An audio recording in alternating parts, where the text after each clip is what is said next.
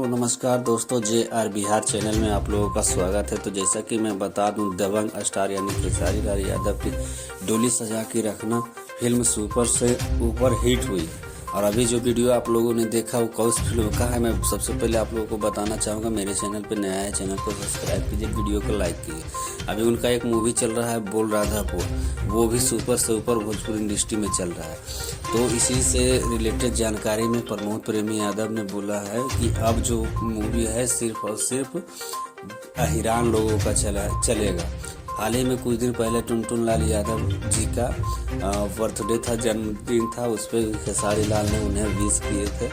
उन्होंने इस फिल्म को सपोर्ट करने के लिए आगे बढ़ने के लिए तैयार है। तबला सॉन्ग अभी धूम मचा रहा है, इसे भी जाकर आप लोग सुनिए। धन्यवाद।